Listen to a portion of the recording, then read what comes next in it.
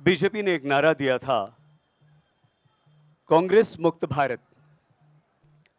और उस नारे के बाद जब हम लोग किसी भी चुनाव का विश्लेषण करते थे, चुनाव के समाचार प्रसारित करते थे, तो नक्शे के द्वारा हम भारतवर्ष को समझाने का आप लोगों को प्रयास करते थे, तो उसमें एक भगवा कलर हम दिखाते थे। हर तरफ भगवा हो गया सर कांग्रेस मुक्त। कैसे बीजेपी और आरएसएस इसमें सफल रही है? अब माइक है सर आपके पास। देखिए, कोई 4000 विधानसभाओं के सीट हैं इस देश में। आज के दिन में कांग्रेस पार्टी के पास 693 विधानसभा सीट आज तक। 12 ऐसे राज्य हैं जिनमें कांग्रेस या तो 1 सीट लाई है या 0 लाई है, यानी कि वहाँ पर दहाई का भी आंकड़ा कांग्रेस पार्टी प्राप्त नहीं कर सकी है। पिछला चुनाव यदि आप देखेंगे तो पार्लियामेंट्री पार्टी की पार्लियामेंट का जब चुनाव हुआ था तो कांग्रेस पार्टी को 19.6% मतदान मिला था। और जिस भी जगह कांग्रेस पार्टी दूसरे पायदान पे खिसकी है रीजनल पार्टी से, वहां कांग्रेस पार्टी दोबारा सत्ता में नहीं आ पाई है। भारतीय जनता पार्टी के साथ जहां पर वह लड़ाई लड़ रही है, वहां पर कई बार वो आती है, कई बार भारतीय जनता पार्टी उसको रिप्लेस करता है।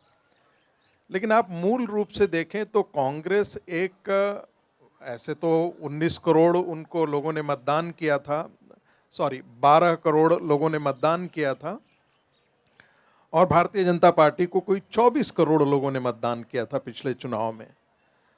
तो कांग्रेस बेशक 2-3 राज्यों में बीजेपी के साथ सत्ता के लिए संघर्ष कर सकती है, कई बार बीजेपी को पटकनी भी दे सकती है, लेकिन बाकी पूरे देश के मानचित्र से कांग्रेस पार्टी खत्म है।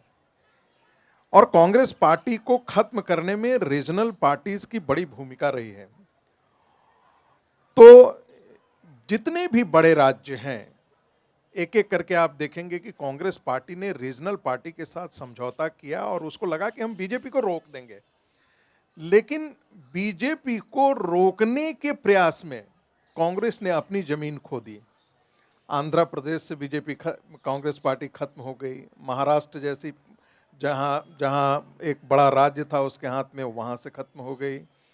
आप देखेंगे साउथ में यदि आप चले जाएं तो तमिलनाडु दूर दूर तक कहीं भी अब उसे लौटने की गुंजाइश अब दिख नहीं रही है। बिहार जैसा राज्य था उसके हाथ से निकल गया, उत्तर प्रदेश जैसा राज्य था उसके हाथ से निकल गया, उड़ीसा उसके हाथ से निकल गया, पश्चिम बंगाल उसके हाथ से निकल गया। ये जितने सारे बड़े राज्य थे एक के बाद एक कांग्रेस पार्टी से निकल गए। तो दरअसल कांग्रेस पार्टी कहने को तो आज भी एक राष्ट्रीय पार्टी है, लेकिन उसकी भूमिका एक क्षेत्रीय पार्टी के तौर पर आज के दिन में सिमट गई है। टेक्निकली वो राष्ट्रीय पार्टी है, लेकिन भूमिका के तौर पर हम देखें तो वह एक क्षेत्रीय पार्टी के रूप में सिमट गई है, ऐसा मेरा है। और मुझे लगता है कि कांग्रेस मुक्त भारत, जिसका प्रधानमंत्री ने कई बार जिक्र भी किया है, कांग्रेस एक सिर्फ पार्टी नहीं है, एक प्रकार का कुसंस्कार और एक कुसंस्कृति का भी परिचायक है। और वो हम कई बार सोचते हैं कि आखिर 1947 में भारत आजाद हुआ, तो आजाद होने के पश्चात भारत की सोच दिशा में ऐसा क्या परिवर्तन आया, और नरेंद्र मोदी के 8 साल में ऐसा क्या परिवर्तन आया। आप देखेंगे कि 1989 के बाद इस देश में 4 धाराएं निकली। एक, राम मंदिर के सहारे सांस्कृतिक आंदोलन निकला। दूसरा, सामाजिक न्याय की धारा थी, मंडल कमीशन के थ्रू निकला। तीसरा, वह समय था जब सोवियत यूनियन का विघटन होता है और ग्लोबलाइजेशन का दौर चलता है, प्राइवेट सेक्टर का जमाना एलपीजी के लोग के बारे में लोग बात करना शुरू कर देते हैं, और उसी समय भारत के अंदर स्वदेशी की भी धारा चलती है। आप देखेंगे कि राम मंदिर की जो धारा थी और सामाजिक न्याय की जो धारा थी, ये दोनों विमर्श आपस में टकराते थे, मंडल वर्सेस कमंडल होता था, स्वदेशी वर्सेस ग्लोबलाइजेशन था। उस समय राष्ट्रीय स्वयंसेवक संघ ने बहुत बड़ा अभियान चलाया था स्वदेशी के लिए। विगत जो 8 वर्ष का आप देखेंगे परिदृश्य, तो ये चारों धाराओं को जैसे कोई शंकर की जटा में लपेट लेता है और बांध करके एक साथ लाता है, नरेंद्र मोदी ने उन चारों धाराओं को एक साथ अपनी शंकर की जटा में लपेट लिया है।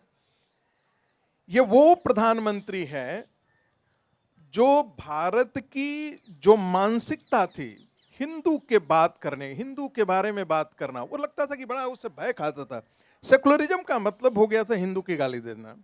लेकिन एक हमारे पास एक नया प्रधानमंत्री आता है, एक ऐसा प्रधानमंत्री आता है जो त्रिपुंड लगा करके और बद्रीनाथ केदारनाथ में पूजा करता है, राम मंदिर का अभियान के साथ खड़ा होता है, भगवान विश्वनाथ के मंदिर के उद्धार के लिए आगे आता है।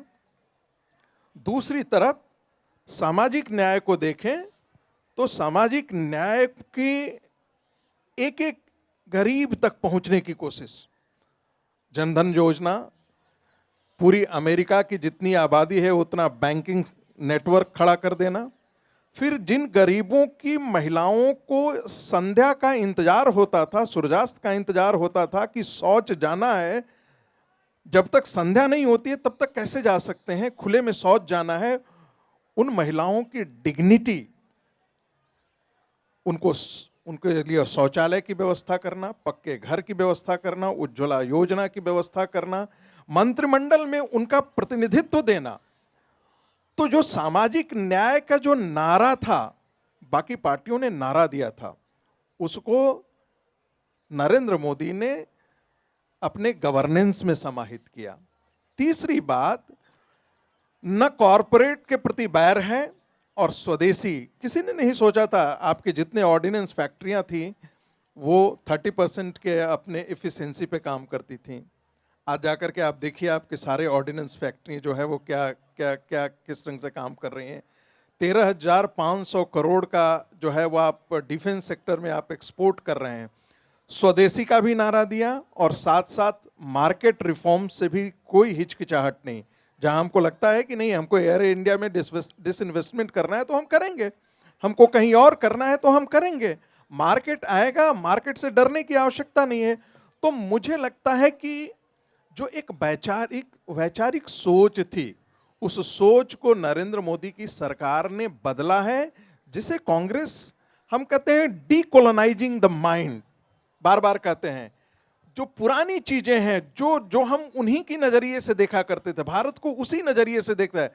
मुझे लगता है कि भारत अपने सनातन मूल्यों और सनातन जड़ों की तरफ लौट रहा है और यहीं से भारत एक नए भारत का खड़ा होना हमें साफ साफ दिख रहा है।